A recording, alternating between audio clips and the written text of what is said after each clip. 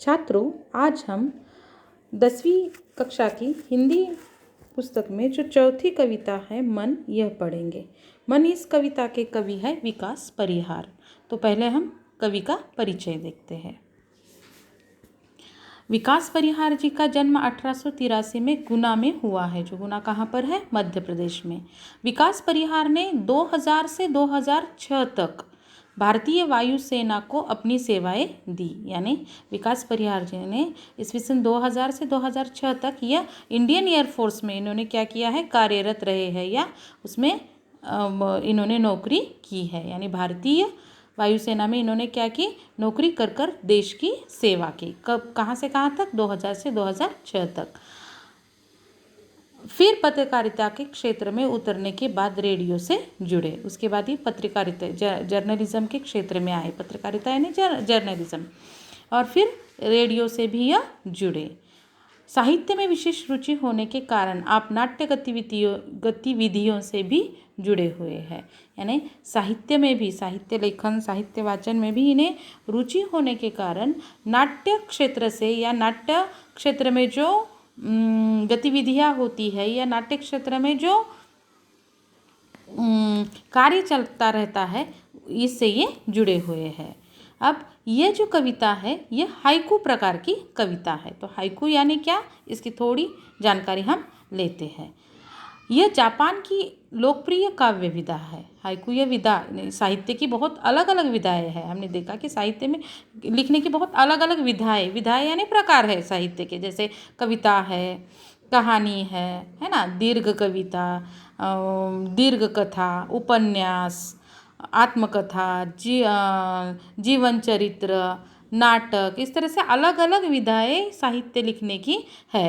पर साहित्य की ही ये एक विधा है हाइकू। पर यह कौन से साहित्य की विधा है? यह मूलतः हिंदी साहित्य की विधा नहीं है, ये जापानी साहित्य की विधा है। और जापानी साहित्य से हमारे हिंदी लेखकों ने इस विधा को अपनाया और उसमें अपनी साहित्य रचना की है। तो जापान में एक बहुत लोकप्रिय ऐसी ये विधा है हाइकू।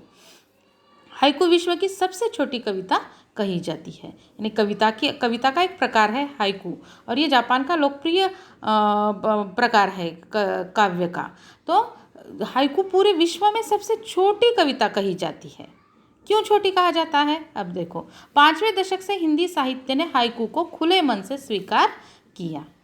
यानी 5वें दशक से, यानी लगभग 1950 से हिंदी साहित्यकारों ने हाइकू को क्या किया?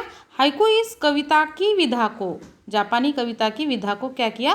खुले मन से अपनाया। यानी हिंदी साहित्यकारों को यह हाइकू, यह काव्य विधा अच्छी लगी और उन्होंने उसको अपनाया और हिंदी में हाइकू में उन्होंने क्या किया? काव्य लिखना शुरू किया। अब हाइकू कविता 5-7-5 17 वर्ण के ढांचे में लिखी जाती है। सबसे छोटी कविता है, इसमें 3 ही पंक्तियाँ होती है, इसीलिए विश्व की सबसे छोटी कविता मानी जाती है। और इसमें 3 ही पंक्तियाँ होती है और पंक्तियों में भी जो वर्ण होते हैं उनकी संख्या क्या होती है? निश्चित होती है। यानी पहले कविता की पहली पंक्ति में 5 वर्ण होते हैं, दूसरी पंक्ति में 7 वर्ण होते हैं और तीसरी पंक्ति में 5 वर्ण होते हैं। इस तरह से कुल मिलाकर 17 वर्णों की का एक हाइकू होता है। यानी 17 वर्णों में वह हाइकू या वह छोटी कविता पूरी हो जाती है। प्रस्तुत हाइकू में कवि ने अपने अनुभवों और छोटी छोटी विभिन्न घटनाओं को अर्थवाही सीमित शब्दों में प्रस्तुत किया है। यहाँ पर जो मन नाम की हाइकू कविता लिखी हुई है विकास परिहार जी ने, उसमें उन्होंने क्या किया है? अपने जो जीवन के अनुभव है या जो जीवन की छोटी छोटी अलग अलग घटनाएं होती है उनको ही व्यक्त किया है। मन यानी जैसे मन एक बहुत अमूर्त संकल्पना है ना। मन अगर कहते हैं कि दिखाओ तो मन को हम दिखा नहीं सकते हैं, पर मन होता है जिसको महसूस करते हैं। और हमारा तो लगभग यानी हर एक का जैसे जीवन बहुत बार किस पर आधारित होता है? मन पर ही। तो मन में आता है तो हम कोई कार्य करते हैं, कभी कभी मन नहीं करता है तो कोई कार्य हम नहीं भी करते हैं। यानी मन क्या करता है? हमारे जीवन को नियंत्रित करता है। तो इस कविता में कवि ने अपने जीवन के अनुभवों को और जो जीवन में छोटी छोटी घटनाएं घटती है हमारे, उसको ही उन्होंने बहुत अर्थपूर्ण शब्दों में, है ना, पर अर्थपूर्ण शब्द है, पर कैसे है, सीमित शब्द है, क्योंकि हाइकू की का एक मुख्य क्या है, लक्षण क्या है, या एक मुख्य हम कहेंगे कि यानी 17 ही वर्ण इसका एक शब्दों की मर्यादा है कि हाइकू में कितने वर्ण होते हैं, 17 ही होते हैं, 5 7 5 17 ही वर्ण होते हैं। तो सीमित शब्दों में यानी बहुत कम शब्दों में बहुत ज़्यादा अर्थ व्यक्त करने का काम इस हाइकू के द्वारा कवि ने किया है ना। जैसे कहा जाता है ना, गागर में सागर भरना, है ना, यानी कम से कम शब्दों में, कविता का यही वैशिष्ट्य होता है कि कम से कम शब्दों में जीवन के ज़्यादा से ज़्यादा अनुभवों को क्या किया जाता है, व्यक्त किया जाता है। तो कम से कम सीमित शब्दों में सीमित पर अर्थपूर्ण शब्दों में कवि ने यहाँ पर क्या किया है, बहुत सारे जीवन के अनुभवों को व्यक्त किया है, जिससे हम बहुत कुछ सीख सकते हैं। तो हम कविता पढ़ते हैं। देखिए कवि क्या कहते हैं।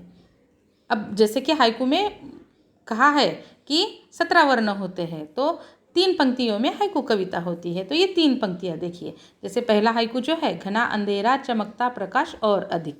घना अंधेरा पहली पंक्ति में 5 वर्ण है, चमकता प्रकाश दूसरी पंक्ति में 7 वर्ण है, और अधिक तीसरी पंक्ति में 5 है। 5 अधिक 7 अधिक 5 कितने हुए, 17 वर्ण। तो यहाँ पर अलग अलग हाइकू के द्वारा कवि ने क्या किया है, अपने मन की स्थिति, जीवन के अनुभव या मन की दशा को व्यक्त किया है। तो पहला हाइकू हम देखते हैं। घना अंधेरा चमकता प्रकाश और अधिक। जैसे रात में अंधेरे का साम्राज्य होता है, रात होती है तो चारों ओर अंधेरा फैल जाता है, और जो ये अंधेरा फैल जाता है तो कुछ नहीं दिखता है। पर इस अंधेरी रात में जब जुगनू चमकता है ना, जुगनू का प्रकाश कितना होता है, बहुत कम होता है, उस तक सीमित रहता है। पर जब वो चमकता है तो रात के अंधेरे में ये जुगनू का प्रकाश भी कैसा दिखाई देता है, बहुत महत्वपूर्ण लगता है, या उस अंधेरे को चीरने वाला, उस अंधेरे को छेदने वाला यह प्रकाश दिखाई देता है। यानी जुगनू का वह छोटा सा प्रकाश, अगर जुगनू दिन में भी चमकता है तो हमें सूरज की रोशनी के आगे वो नज़र भी नहीं आता है, पर रात के अंधेरे में जुगनू चमकता है तो वो प्रकाश कितनी भी दूर से या कहीं से भी दिखाई देता है। यानी उस प्रकाश, उतने छोटे से प्रकाश का भी उस अंधेरे में बहुत ज़्यादा महत्व होता है। तो यहाँ पर कवि क्या कहना चाहते हैं, ऐसे ही जीवन की स्थिति होती है। लगता है कि बहुत बार हमें जीवन में जो चाहते हैं नहीं मिलता है, या बहुत प्रयत्न करने के बाद भी वह सारे प्रयत्न विफल हो जाते हैं, और हमें लगता है कि जीवन में जैसा अंधेरा छा गया है, या चारों ओर हमें जो हम चाहते हैं वो कुछ नहीं कर पा रहे, तो हम निराश होते हैं, यानी निराशा की परिस्थिति होती है। और तब कहीं अगर कुछ थोड़ी सी भी बात हमें आशादायी लगती है, या थोड़ी सी भी बात हमें लगता है कि नहीं हम जो कर रहे हैं वह सही है या वह सफल होगा, तो ये छोटी सी बात भी हमें क्या करती है, एक उत्साह देती है, एक प्रेरणा देती है जीवन में आगे बढ़ने के लिए। यानी उस निराशा की स्थिति से बाहर निकलने के लिए ये छोटी सी बात भी हमें क्या करती है, आगे जाने के लिए मदद करती है। दूसरा हाइकू है, करते जाओ पाने की मत सोचो जीवन सारा। यानी जैसे गीता में एक अध्याय है कर्मयोग, तो उसी कर्मयोग को इन 3 पंक्तियों के द्वारा जैसे कवि हमारे सामने रख रहे हैं। कवि क्या कह रहे हैं, करते जाओ पाने की मत सोचो जीवन सारा। यानी अपना कर्म, अपना कर्तव्य निभाते जाना है। उसका फल क्या मिलेगा, सही मिलेगा गलत मिलेगा, सही या गलत, या यानी फल के बारे में सोचना ही नहीं है। बस सारा हमारा ध्यान किस पर होना चाहिए, हमारे द्वारा किए जाने वाले कर्मों पर होना चाहिए। फल तो मिलेगा ही, फल अपने आप कर्म के साथ फल होता ही है।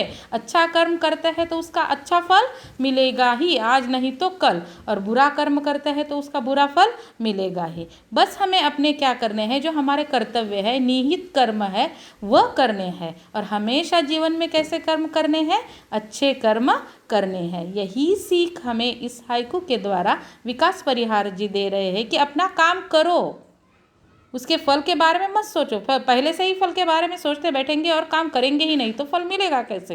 यानी अपना काम हमें क्या करना है, निरंतर करते जाना है बिना फल की अपेक्षा किए।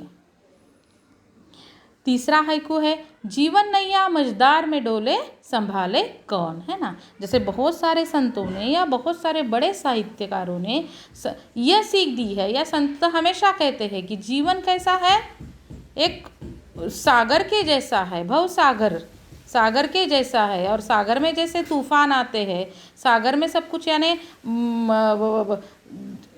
सीधे सीधे जाना इतना आसान नहीं होता है, पार करना आसान नहीं होता है। या नदी में जा रहे हैं तो नदी पार करना आसान नहीं होता है, वैसे ही जीवन भी सागर के जैसे या नदी के जैसे होता है। और जैसे कोई नाव सागर में या नदी में जा रही है और वो बीचों बीच मझधार यानी क्या, बीचों बीच आई है, और वहाँ पर आकर कोई तूफान आया है और वो डोल रही है, वो स्थिर नहीं हो पा रही है, वो आगे नहीं बढ़ पा रही है, तो उसमें सफ़र करने वाला व्यक्ति डर जाता है, न वह आगे जा सकता है न पीछे मुड़ सकता है, क्योंकि वह अब उस धारा के बीचों बीच, उस नदी के बीचों बीच वह आया हुआ होता है। तो उसको संभालेगा कौन, यानी कवि ने इस नैया के द्वारा नैया कौन सी कहा है, जीवन के बारे में कहा है कि जीवन भी एक नैया के जैसी है। नैया यानी नाव, और ये नाव को हमें क्या करना है, आगे बढ़ाना है। ये कहीं यानी कभी कभी हमें होता है कि हम अपना कर्म करते रहते हैं, काम करते रहते हैं, जीवन जीते रहते हैं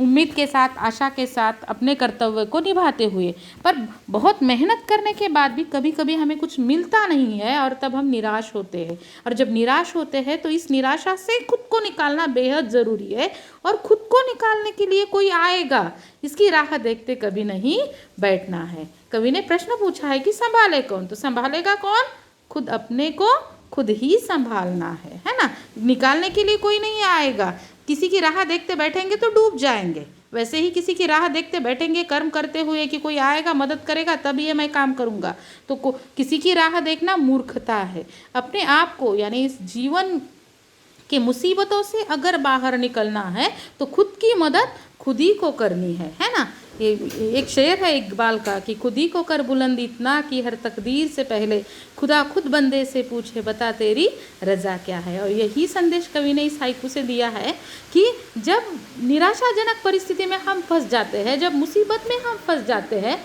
तो इसमें से निकालने वाला कौन होता है, खुद हम ही होते हैं। इसीलिए तो कहा जाता है अपना हाथ जगन्नाथ, क्योंकि ये हम खुद ही क्या कर सकते हैं, अपने जीवन को आगे ले जा सकते हैं, अपने जीवन को प्रगति के पथ पर आगे बढ़ा सकते हैं।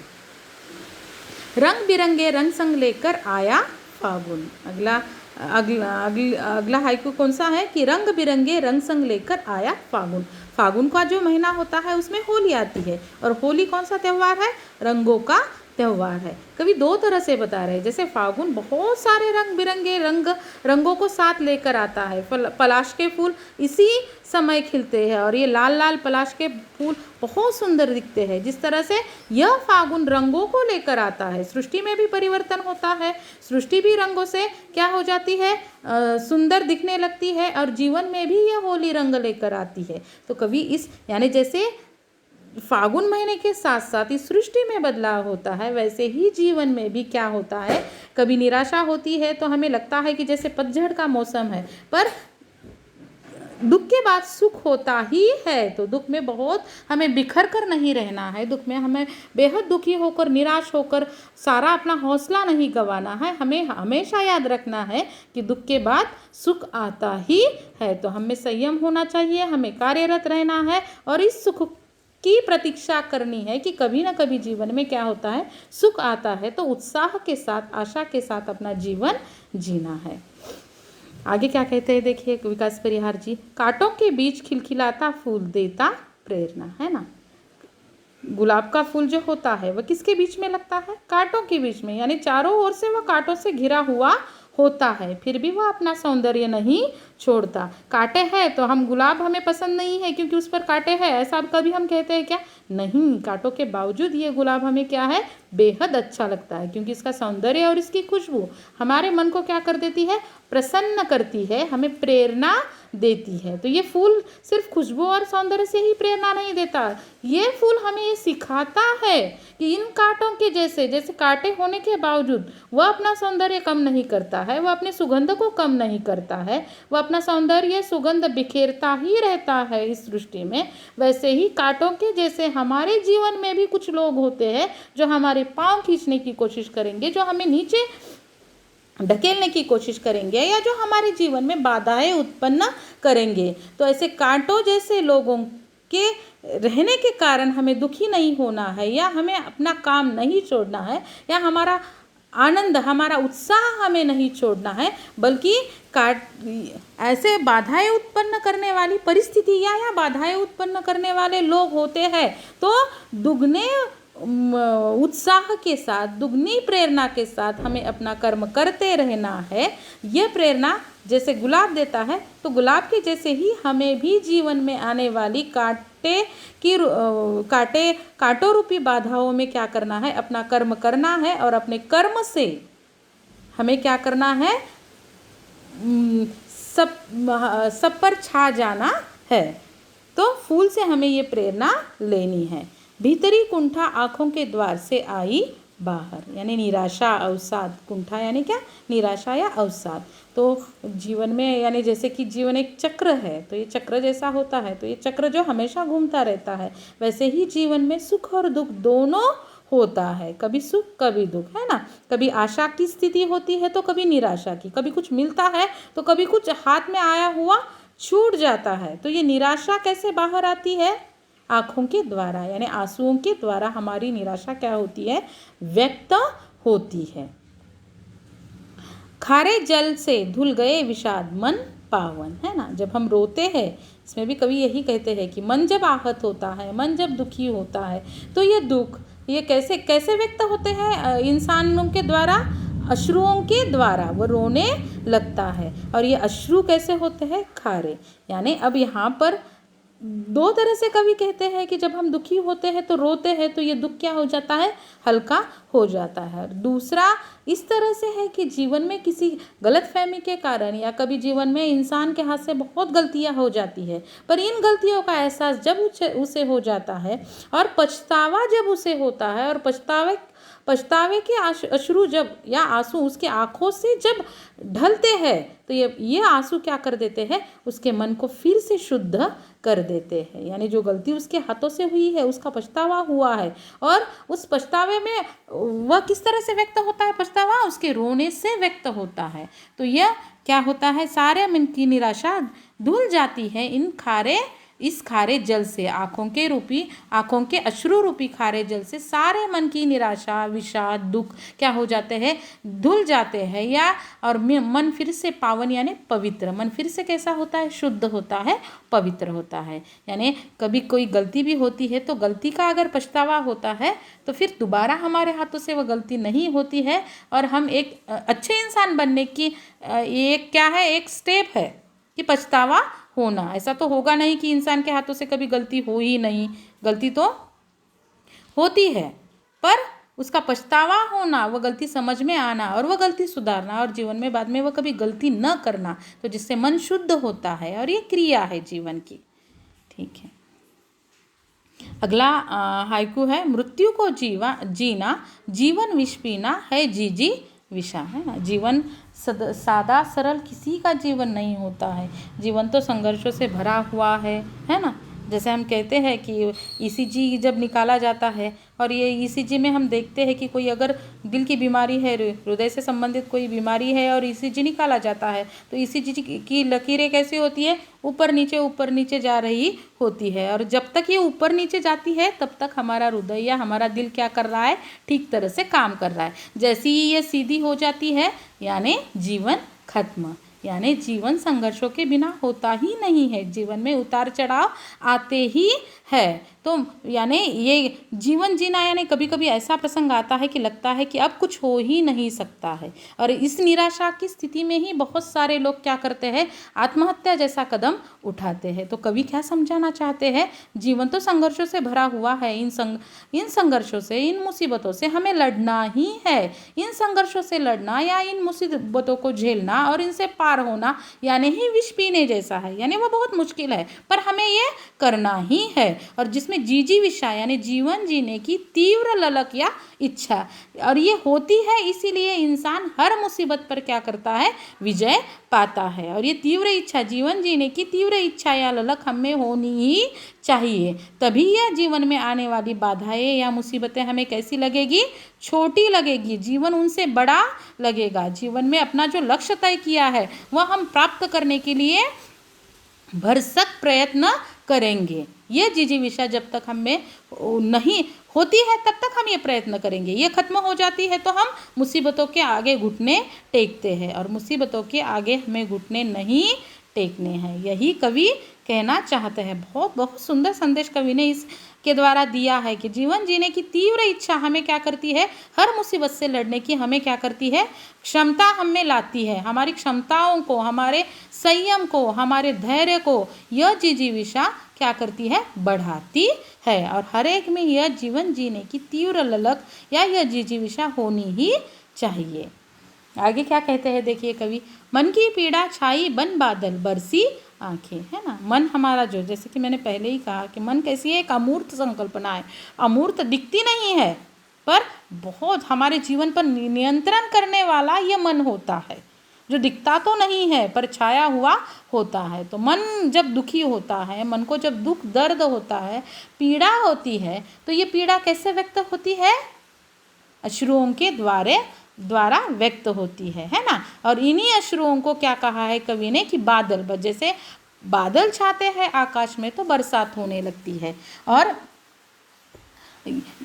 तो वैसे ही मन अगर आहत होता है, मन को अगर दुख होता है तो आँखों में बादल छा जाते हैं, और अश्रुओं के द्वारा ये आँखों में छाए हुए बादल क्या होते हैं, बरसने लगते हैं। यानी जब हम कभी दुखी होते हैं तो आँखों में, या जब हमें कोई यातना होती है, हमारे मन को पीड़ा होती है, तो हम क्या होते हैं, रोने लगते हैं। यानी हम रोने से हमारा दुख क्या होता है, हल्का होता है।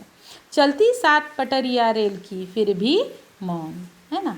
रेल की पटरिया जो होती है साथ साथ होती है, 2 पटरिया साथ साथ चलती है, पर वह कभी आपस में बोलती है क्या, नहीं। यानी क्या है, हमारे साथ बहुत सारे हमारे जीवन में ऐसे लोग होते हैं जो हर क्षण या हर कदम पर हमारी मदद करते रहते हैं, पर यह मदद वह कैसे करते हैं, मौन रहकर करते हैं। तो हमें इससे क्या सीखना है, हमें भी और किसी की जीवन में मदद करनी है ना, सहायता करनी है। ये मनुष्य का लक्षण ही है कि मनुष्य होने का लक्षण या मनुष्य को और सभी से अलग करने वाली यही बात है कि उसके मन में ये इच्छा होनी चाहिए कि दूसरों को सहकार्य करने की उसके मन में इच्छा होनी चाहिए। और ये सहकार्य या ये मदद कैसे करनी है, चुप रहकर करनी है, उसका ढिंढोरा नहीं पीटना है ना। सबकी मदद करनी है पर उसका ढिंढोरा नहीं पीटना है कि मैंने ये किया वह किया या मैंने इसकी मदद की, फिर उस मदद का कोई फ़ायदा नहीं है। तो जैसे रेल की पटरियाँ चुपचाप चलती रहती है और रेल को आगे बढ़ाती रहती है, वैसे ही हमें भी अपने जीवन को आगे बढ़ाना है, रेल रूपी जीवन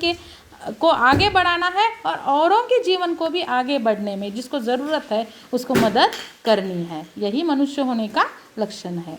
सितारे छिपे बादलों की ओट में सूना आकाश, है ना। सितारे, जो सितारों से आसमान में जब सारे सितारे छाए हुए होते हैं तो सितारों से ये छाया हुआ आसमान चमकता है, सुंदर दिखता है। और जब कभी बरसात के मौसम में या जब कभी बादल इस पर छा जाते हैं तो सितारे वहीं होते हैं, पर उस पर बादल छाने के कारण सितारे जैसे हमें दिखाई नहीं देते हैं, लुप्त हुए ऐसे लगते हैं, और आकाश हमें कैसा दिखता है, इन सितारों से खाली सूना सूना दिखाई देता है। यानी अब कवि इसके द्वारा क्या कहना चाहते हैं कि जीवन में जब आशादायी स्थिति होती है, जीवन में जब सफलताएं मिलती है तो हमें जीवन बहुत अच्छा लगता है, हमें जीवन बहुत सुंदर लगता है और हमें जीवन जीने के लिए उत्तेजन मिलता है। पर हमेशा ऐसी स्थिति रहेगी इसकी कोई गारंटी है क्या, नहीं, है ना। तो कभी कभी ऐसी भी स्थिति आती है कि हम प्रयत्न करते हैं, हम काम करते हैं, पर सफलता नहीं मिलती है, तब हमें क्या होती, निराशा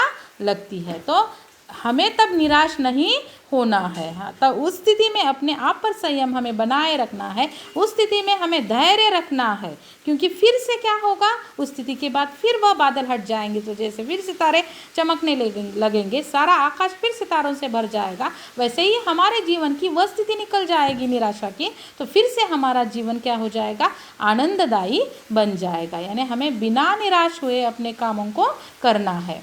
तुमने दिए जिन गीतों को स्वर हुए अमर। यानी कवि क्या कहते हैं कि जिन गीतों को यानी ये जीवन रूपी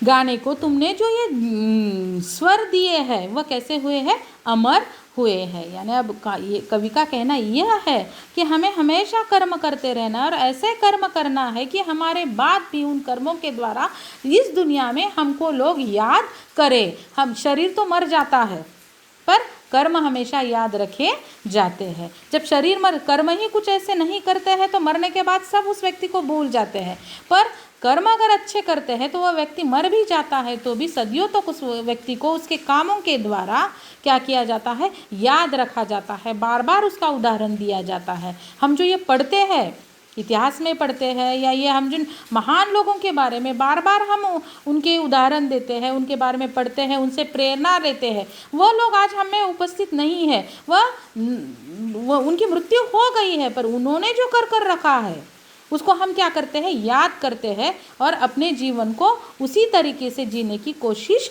करते हैं। तो हमें भी अपने कर्मों के द्वारा इस दुनिया में अमर होना है। यानी जो निसर्ग ने कहो या भगवान ने कहो, जो हमें जीवन दिया है, हमारे जीवन में जो स्वर दिए हैं, यानी ये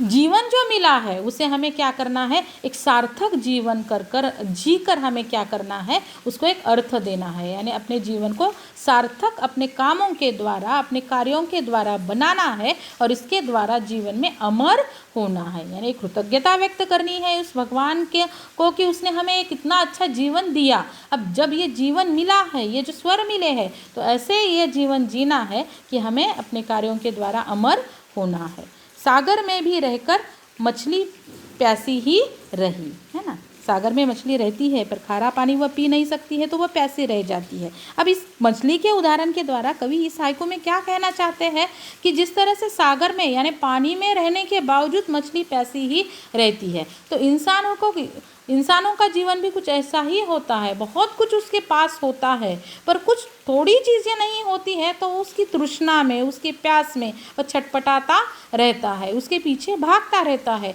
और जो है उसका आनंद वह क्या करता है, गवा देता है। तो हमें अपने जीवन की ऐसी स्थिति नहीं होनी देनी है। हमारे पास जो है उसको देखना है, हमारे पास जो है उसकी अहमियत, उसके महत्व को हमें समझना है और संतुष्ट स्थिति हमारे मन की होनी चाहिए।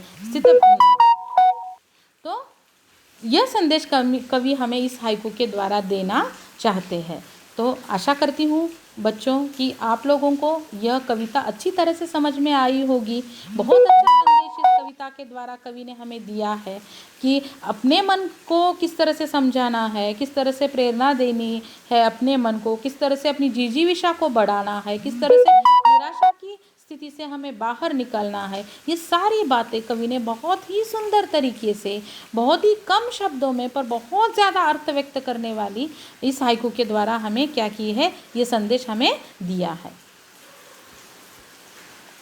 इसमें आए हुए कुछ कठिन शब्द है। ये मझधार यानी नदी के प्रवाह का मध्य भाग यानी बीचों बीच का स्थान नदी के प्रवाह का, कुंठा यानी घोर निराशा, विषाद यानी अभिलाषा पूरी न होने पर मन में उत्पन्न होने वाला खेद या जिजीविषा यानी जीवन के प्रति आसक्ति या जीवन जीने की इच्छा और ओट यानी आड़। अब इस पर जो दिया गया है स्वाध्याय, वह स्वाध्याय आपको पूरा करना है। धन्यवाद।